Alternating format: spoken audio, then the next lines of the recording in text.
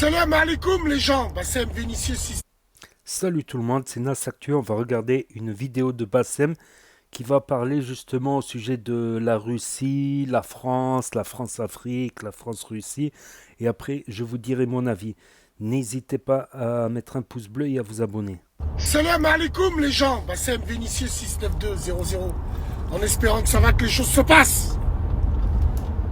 Ouais alors, moi les gens, j'aimerais parler avec vous de la position délicate de la France dans les sanctions vis-à-vis des Russes et surtout délicate pour une chose qui est super importante mais que personne n'en parle. C'est cette fameuse, et Vladimir Poutine il l'a dit, cette fameuse France-Afrique.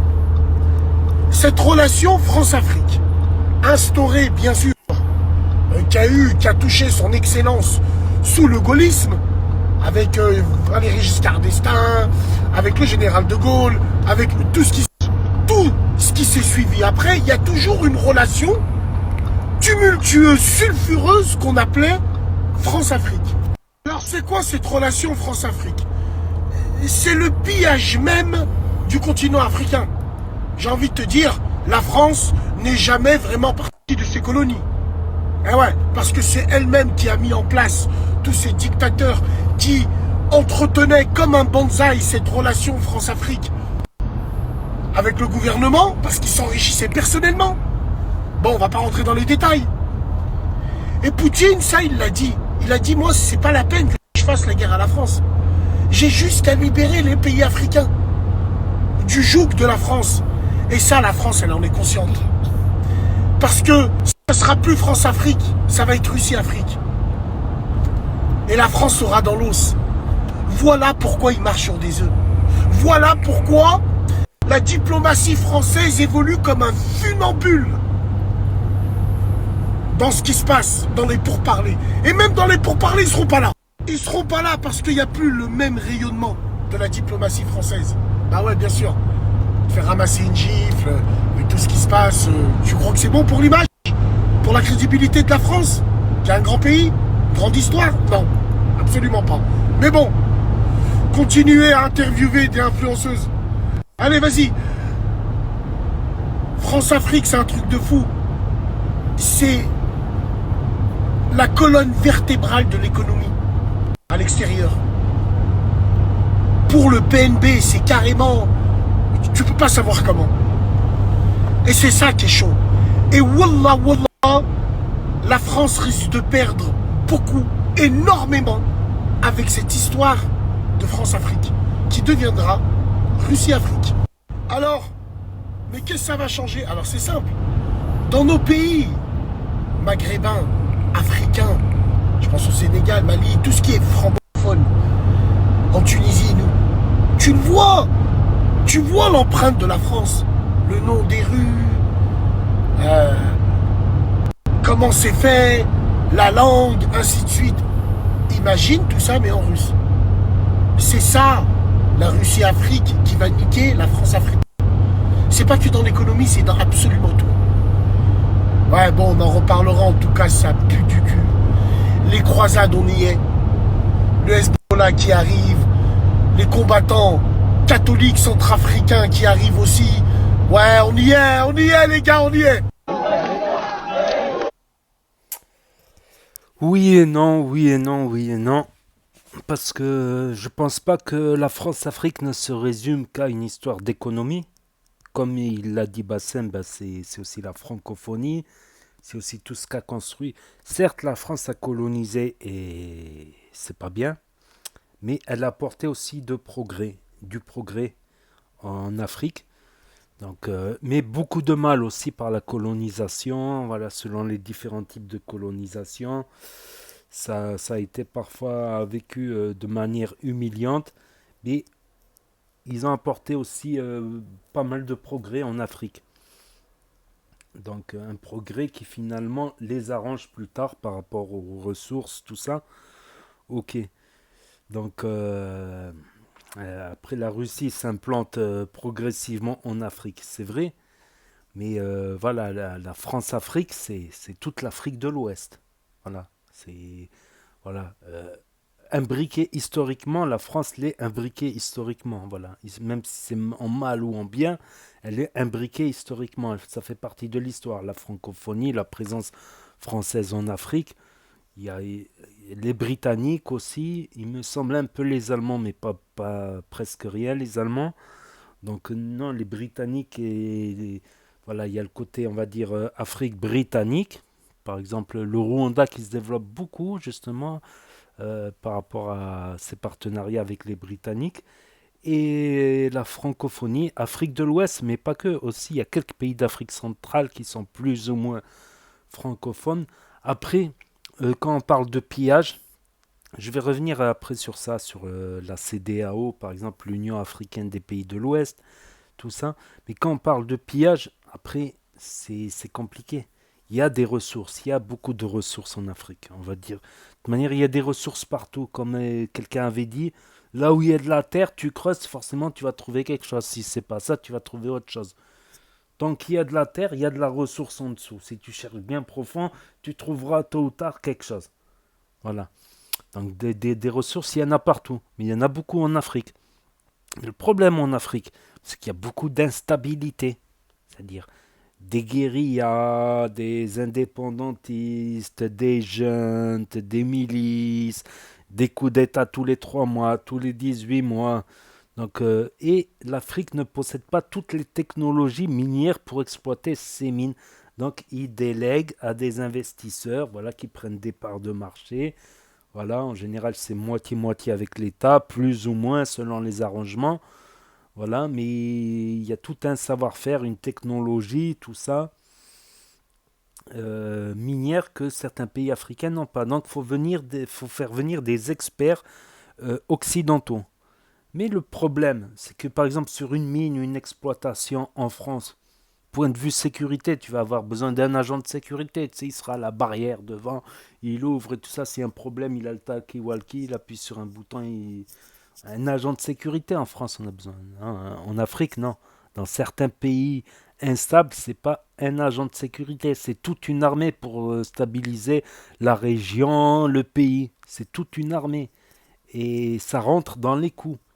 Voilà, mobiliser une armée, plus les pertes, plus les petits combats qu'il peut y avoir pour protéger certaines installations, pour protéger le reste du pays, ça a un coût important qui se répercute. Voilà, c'est malheureux, c'est comme ça. On ne peut pas augmenter les prix parce qu'il y a les prix qui sont fixés par le marché de manière. Tu ne peux pas aller au-delà du prix, sinon personne ne va acheter. Donc il y a des prix qui sont fixés, justement, ça augmente un peu quand il y a des conflits ou des trucs comme ça. Donc les productions elles baissent aussi. Donc à chaque conflit, les productions elles baissent, voire se mettent à l'arrêt. Des fois c'est dur à reprendre la machine. Des fois des investisseurs ne veulent plus revenir parce qu'il y a trop d'insécurité. Donc il faut mettre un budget militaire conséquent et s'armer, tout ça. Et tout cet argent, c'est cet argent qui ne va pas pour les services publics, les infrastructures, tout ça. Et c'est ça le problème de beaucoup de pays, je dis pas tous. Voilà, le Nigeria, malgré des petites instabilités, reste assez stable. Ça, c'est quand même le premier PIB d'Afrique, le Nigeria. Voilà, le pays qui a le plus de ressources en Afrique, c'est le Nigeria. Après, il me semble que c'est l'Égypte et l'Afrique du Sud. Donc, non, c'est le Nigeria, ça reste quand même un grand État. Un grand État, et il faut ça avance, ça se développe, mais il en faut encore plus. Il faut de la stabilité pour que les investisseurs y viennent. Parce que l'État n'a pas assez de fonds pour construire à la fois des autoroutes, des chemins de fer. Pourquoi faire? Pourquoi faire des chemins de fer? Ben, pour faire transiter les matières, justement. Pour faire transiter les matières, les ouvriers, les gens et les matières. Donc c'est un coût. C'est un coût énorme de faire des lignes de chemin de fer, des autoroutes. Il y a un prêt qui est fait, il y a un prêt qui est fait. Après, avec le prix des billets, après avec le péage, tu rembourses chaque année, petit à petit. Après, tu fais tes bénéfices. Ok, on est d'accord et ça arrange tout. Mais le problème, c'est que quand il y a une guerre civile, quand il y a des séparatismes, quand il y a des juntes militaires, des combats, entre juntes, des coups d'État, et ben des fois les projets ne sont pas menés à bout. Plus personne veut investir ensuite. Et tu investis, mais il y a un fort coût dans la sécurité, dans tout ça. Donc ça se répercute. Sans compter évidemment les pots de vin. Oui, oui. Oui, les pots de vin, voilà, c'est la boucle qui est bouclée. C'est le serpent qui se mord la queue. Voilà. Voilà, certains dirigeants, voilà, ils préfèrent percevoir un pot de vin, s'enrichir eux. Voilà, main dans la main avec certaines personnes peu scrupuleuses. Et au final, ben, voilà, au final, il y a des cas comme ça. Je dis pas tout le monde est comme ça, mais il y a des cas de corruption plus ou moins grandes. Voilà, il y a certains dirigeants, voilà, qui vont, on va dire, ils ferment les yeux, même à plus petite échelle locale. Il y en a, ils vont prendre un petit pot de vin pour fermer les yeux sur ça et sur ça. Voilà, et comme ça, ils se font leur villa, piscine, leur belle voiture, chauffeur, tout ça. On connaît. Donc ça, plus l'insécurité, plus l'instabilité. Mais je pense que les pays africains devraient arrêter de penser. Certains qui ont du pouvoir et des hommes, devraient arrêter de penser qu'au pouvoir, mais à l'intérêt général. Il n'y a aucun projet qui peut. Certains projets, ça met des années, des décennies. Certains accords commerciaux bilatéraux entre des États, c'est des fois des décennies. Chaque année, ils signent des contrats, ils voient que ça marche, alors l'année d'après, ils signent encore plus de contrats. Les gens, ils voient que ça marche, du coup, tu as de plus en plus de gens qui veulent signer des contrats, investir, faire du commerce, tout ça. Quand le pays est stable, et investir dans les infrastructures, et investir, prêter pour tel et tel projet, pas prêter pour construire une villa piscine, non, non, prêter pour vraiment des investissements. Et je pense qu'à force de qu'il y ait des déstabilisations et des coups d'État, ben, ces pays-là n'avancent pas, ou avancent moins que d'autres, qu'un peu plus stables. Donc, et c'est dommage, c'est dommage. Comme il y a un proverbe qui dit chez nous, faut mieux être frère du roi que roi. Pourquoi? Parce que tu profites des mêmes richesses, tu peux faire tes petites affaires, mais roi, t'endors pas la nuit. Tous les soirs, t'es réveillé à 4 heures du matin, une catastrophe naturelle, il y a ça qui arrive, il y a ça. T'as des chefs d'État qui dorment 2 3 heures par nuit. Et ils essaient de faire une sieste quand ils ne sont pas réveillés par la ligne rouge, par exemple, la ligne des urgences, ou ceci, il faut prendre des décisions, alerter, prévenir, coordonner. C'est un truc de fou d'être dirigeant. Tandis que le frère du roi, il peut être que conseiller. Voilà, et aussi déléguer un petit peu. Voilà, que les chefs d'État aient moins de pouvoir, parce que trop de pouvoir, ça attire la convoitise de groupes armés, sans compter, sans compter les séparatismes, tout ça. Regarde, par exemple, le Nigeria, c'est un pays assez stable, même s'il y a des fois des petits attentats, des petits combats, hein. Le Sénégal aussi, ça reste un pays qui est assez stable. Malgré qu'au sud du Sénégal, il y a la Casamance avec des séparatistes de la Casamance. T'as la Guinée-Bissau, la Guinée. Ouais, en Guinée, il y a eu trop de coups d'État.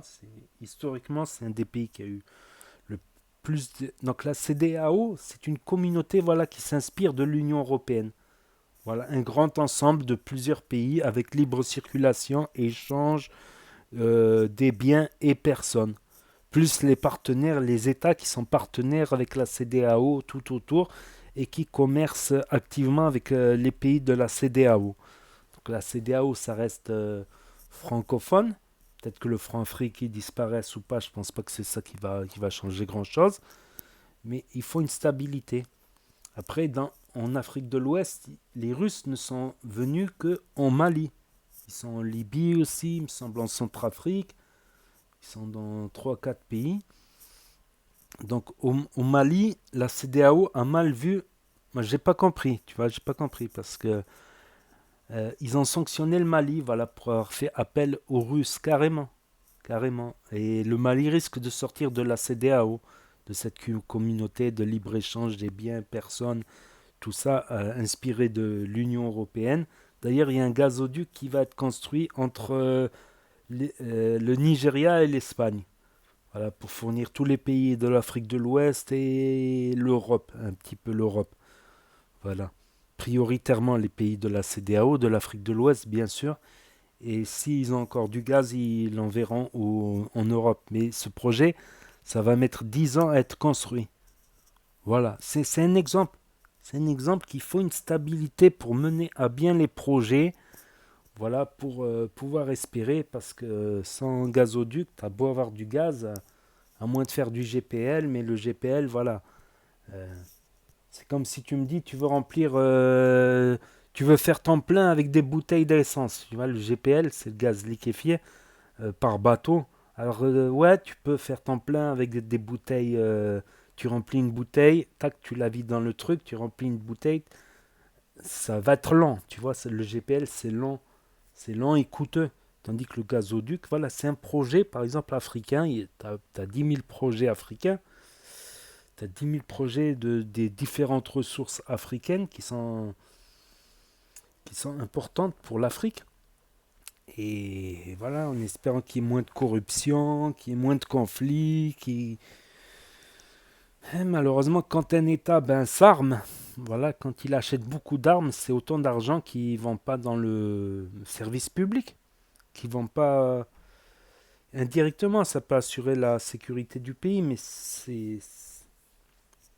souvent c'est des conflits à cause des problèmes de ressources, tout ça. Tel jeune veut s'accaparer le pouvoir, veut s'accaparer telle ressource. Donc c'est compliqué. C'est des projets parfois sur 10 ans. Donc je pense que voilà, la CEDEAO, regardez par exemple l'influence qu'a eu le Rwanda par rapport à l'anglophonie. Le Rwanda qui se développe énormément bien comparé à l'époque là, du massacre, tout ça, le Rwanda. Tristes histoires malheureusement. Voilà, il y a des pays qui sont en cours de développement, petit à petit. Je pense pas que la Russie, voilà, ils sont pas ancrés historiquement. Je pense que la Russie, voilà, ils vont profiter de un ou deux conflits pour proposer leur aide à tel ou tel parti. Je pense. Comme ils font en Libye, en soutenant la Libye de l'Est. Ouais, exact, la Libye de l'Est. Erdogan, il soutient la Libye de l'Ouest. Au Mali, en soutenant le gouvernement malien, en foutant quelque part dehors l'armée française qui est venue pourtant l'aider. Donc après, je ne sais pas s'il y a des investisseurs français, voilà. Je sais grosso modo, tu vois, le Nigeria, le gazoduc, ceci, cela. Voilà, je ne sais pas qui, quoi, comment. Je ne sais pas si la France a tant d'intérêt que ça au Mali ou pas, parce qu'apparemment ça ne les dérange pas trop de partir. Il y a eu 3 coups d'État. Par contre, il y a eu 3 coups d'État. Voilà, je dis, la souveraineté d'un pays, c'est quand un pays a le droit de décider lui-même, de prendre des décisions, qu'elles soient bonnes ou mauvaises. L'erreur est humaine, chacun peut se tromper, des gouvernements entiers peuvent se tromper. C'est ça la souveraineté. C'est pour ça que j'ai dit que c'est pas bien que la CEDEAO condamne le Mali pour ça, à une époque. Mais après, voilà, l'argument inverse disait que voilà, il y avait un coup d'État tous les 3 ans, ceci, cela, ça met le doute. Ça met le doute, ces histoires de coup d'État tous les 3 mois. Ça m'a mis le doute un petit peu, mais voilà, en regardant un peu les personnages, bon, ils n'ont pas l'air mauvais dans le fond non plus, malgré le coup d'État, voilà, ça n'a pas l'air d'être non plus des fous furieux. Donc après, voilà, c'est comme ça, le Mali risque d'être exclu de la CEDEAO, c'est un exemple. Je ne sais pas trop exactement ce qui se passe en Centrafrique, en Afrique centrale, je veux dire, en Afrique de l'Est. L'Afrique du Sud, bon, ça doit être un peu verrouillé par l'Afrique du Sud, justement. Donc, on peut pas tracer des plans sur des comètes. La Russie sont intervenus dans quelques pays. Voilà, et je pense qu'ils vont rester sur place. La Russie est intervenue dans quelques pays. Je ne peux pas prédire l'avenir, surtout qu'il y a la guerre en Ukraine, et que la guerre en Ukraine, je pense qu'elle sera déterminante sur beaucoup de choses. Je vois que la Russie s'enlise quand même en Ukraine, comparé à l'invasion de l'Irak. Tu vois, je compare les États-Unis en Irak. J'avais suivi jour par jour, mais même la nuit, je regardais les infos et tout, les chaînes d'infos. À l'époque, il y avait que LCI, me semble, LCI. Ben, en 3 semaines, ils étaient Ils étaient autour de Bagdad en 3 semaines. Ils avaient pris tout le sud de l'Irak en 3 semaines. Là, on rentre dans la troisième semaine. J'ai l'impression, j'essaie de m'informer, de regarder un peu les pertes de part et d'autre. On a peu d'informations côté russe, mais on a beaucoup d'informations côté ukrainienne. Ça n'a pas l'air de bien se passer pour les Russes. Après, voilà. Je vais pas faire des plans sur des comètes. Il se peut que les Russes ils puissent avancer doucement, mais sûrement. Il se peut que leur avancée soit bloquée. Il y a plusieurs hypothèses. Il y a plusieurs hypothèses. Je vois beaucoup d'avions russes tomber, beaucoup d'images d'avions russes, tout ça. Il s'est prouvé que c'est russe parce qu'il y a l'étoile, il y a des trucs, tout ça.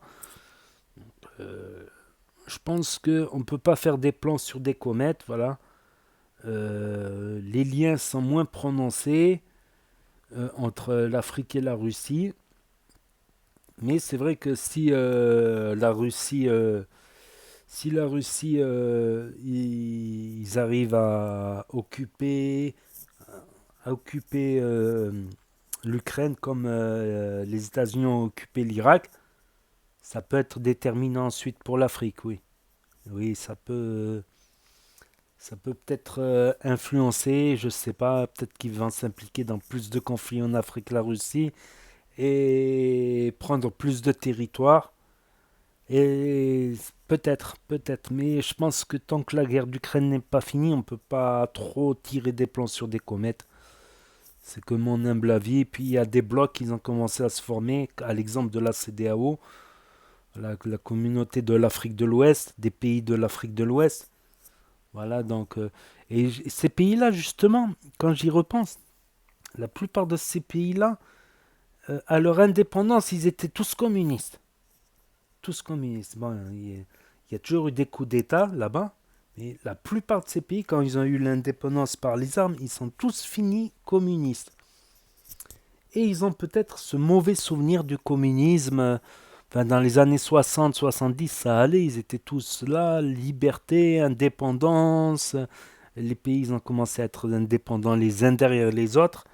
À la suite, dans les années 80, ça allait encore, coup-ci, coup-ça. Mais à la chute de l'Union soviétique, l'URSS, ça a été autre chose. Ça a été autre chose. Pour beaucoup de pays, entre 1990 et 2000, ça a été assez dur. Et à partir de 2000, la Russie elle-même a fait un virage vers le capitalisme. Voilà, capitalisme, donc vers le libre-échange, tout ça. Donc ces pays aussi, ils ont réussi à remonter la pente, pour la plupart. Mais chez certains, voilà, soviétisme, ça reste un mauvais souvenir. Voilà, la chute de l'Union soviétique, c'est un mauvais souvenir pour beaucoup et il associe forcément le soviétisme et la Russie. Donc certains ont décidé de se tourner vers l'Occident pour leurs échanges commerciaux, pour aider à leurs exploitations. Euh, voilà, l'Occident et d'autres pays africains aussi qui investissent, qui s'impliquent, qui ont des technologies minières que des plus petits pays n'ont pas. Donc voilà, dans des échanges gagnant-gagnant, on va dire, win-win, comme on dit à l'américaine. Après, je pense que c'est un État souverain, voilà, il doit avoir la possibilité de choisir, de se tourner vers un tel ou vers un tel et de commercer avec un tel, ou de commercer avec tout le monde. Je pense que les pays ont le droit, on n'a pas imposé des pays de travailler qu'avec lui et pas avec l'autre, quoi, avec lui ou pas avec l'autre. Donc voilà, la CEDEAO s'est clairement tournée vers l'Occident, le Rwanda s'est clairement tourné vers la Grande-Bretagne et a entériné le fait d'être anglophone en deuxième langue. D'autres pays ont fait ainsi, se développent avec l'aide de l'Occident. C'est leur choix, ils ont fait un choix. On n'a pas à leur imposer des choix. Je pense que les Russes, ils vont plutôt se parachuter dans des endroits déjà en conflit. Déjà en conflit pour aider tel ou tel, ou pour aider tel ou tel gouvernement qui va justement ensuite tomber sous l'influence russe. Ouais, c'est possible, ouais. Ouais, c'est possible et ça peut impacter la France. Ça peut l'impacter ou pas. Ça peut l'impacter ou pas. Parce que comme j'ai dit, l'Afrique a des ressources. Mais du moment que tu as de la terre, tu as des ressources. Sur toute terre, sur la planète, il suffit des fois de creuser un peu et tu trouveras quelque chose. Si tu trouves pas de l'aluminium, tu trouves du fer. Si tu trouves pas du zinc, tu trouves du charbon. Si tu trouves pas de charbon, tu creuses un peu plus loin, tu trouves de l'or. Tu creuses un peu plus loin, tu trouves. Mais bon, la plupart des mines d'or, diamants, tout ça, beaucoup sont en Afrique. Tu peux trouver des. De toute manière, tout pays qui possède un peu de terre, il suffit qu'il recherche un peu au fond, il trouvera quelque chose. Plus ou moins, voilà. Il y en a bingo, comme l'Arabie Saoudite, le Nigeria, tout ça. Mais c'est des pays qui sont. Par exemple, l'Arabie Saoudite, c'est 30 millions d'habitants. L'Égypte, c'est 100 millions d'habitants. Donc, déjà, quand tu as beaucoup de population, forcément la richesse ça va être un peu divisée, un peu diluée, ça va moins se voir qu'en Arabie Saoudite par exemple, qu'aux Émirats qui sont très peu peuplés. Le Nigeria, si je dis pas de conneries, c'est 200 millions d'habitants. Le Nigeria, c'est 200 millions d'habitants. Donc voilà, après des grands pays comme le Nigeria, je pense pas que voilà, ils vont se faire dicter leurs ordres, ils se débrouillent assez bien point de vue sécurité militaire. Le Nigeria, je parle pas du Niger, pas confondre. Le Niger, c'est un pays qui a pas beaucoup de ressources, qui est plutôt sahélien, tu vois. C'est plutôt sahélien avec moins de ressources. Quoi qu'au Sahel, si tu cherches bien, tu peux trouver des trucs. Peut-être pas grand-chose, mais tu trouveras quelque chose, forcément. Un jour ou l'autre, à force de faire des petits trous, tu trouveras quelque chose. Peut-être pas autant que le Nigeria, la Saoudie, l'Algérie, ou des pays comme ça, qui ont beaucoup plus de ressources. Mais dans chaque terre, tu trouveras quelque chose. Tu trouveras au moins peut-être un petit truc en abondance. Après, il faut la technologie pour sonder, il faut la technologie pour exploiter, il faut construire les infrastructures pour transporter et rentrer dans les marchés internationaux ou nationaux. Donc, et ça, sans stabilité, tu peux pas. Voilà, tant qu'il y a des guerres et des conflits dans certains pays, voilà, tout est à l'arrêt, tout est au point mort. C'est dommage pour l'Afrique. C'est dommage pour l'Afrique. Et je pense que la Russe-Afrique, peut-être qu'elle peut s'implanter. Pas dans tous les pays non plus. Faut pas rêver non plus. Je pense pas. J'ai dit, le Nigeria, c'est un pays de 200 millions d'habitants. Plus gros producteur d'hydrocarbures. Je pense pas que c'est un pays qu'on peut faire bouger facilement le Nigeria. Il y a d'autres pays aussi. Je pense pas qu'on puisse les faire bouger facilement. Mais oui, peut-être qu'ils peuvent grappiller à l'Europe, aux investisseurs européens, beaucoup de choses en s'impliquant davantage. Ça dépendra. S'ils n'arrivent pas en Ukraine, que c'est une débâcle, tu vois, l'Ukraine, 40 millions d'habitants, c'est pas, ils arriveront à rien faire contre le Nigeria, qui a 200 millions d'habitants, dans une grande partie musulmane. Donc je pense pas. Il y a la Côte d'Ivoire aussi, Côte d'Ivoire, Guinée, Guinée-Bissau, Mali, Sénégal, Mauritanie. Voilà, il y a des pays plus ou moins riches, plus ou moins peuplés, plus ou moins désertiques.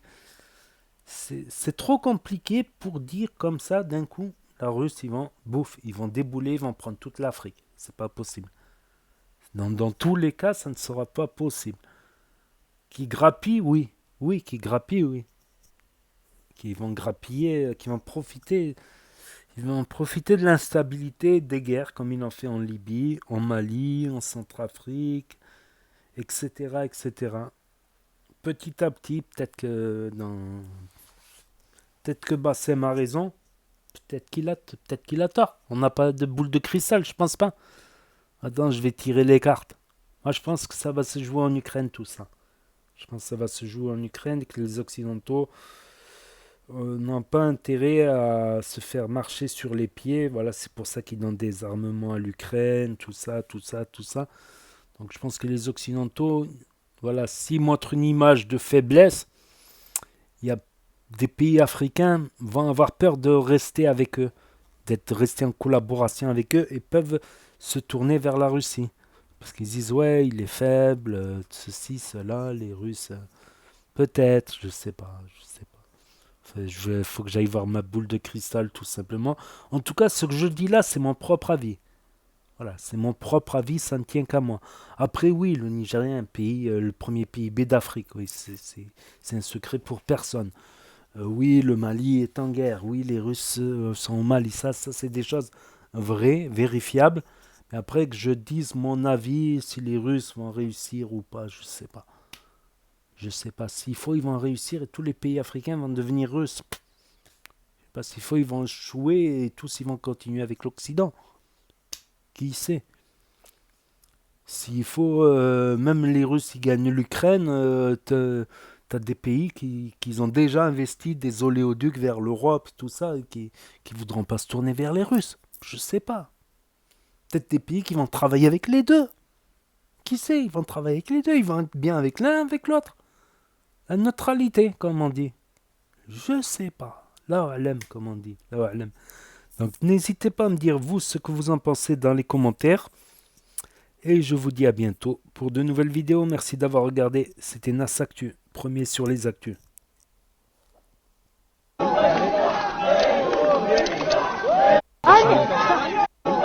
Là qui arrive, les combattants catholiques centrafricains qui arrivent aussi. Ouais, on y est les gars, on y est.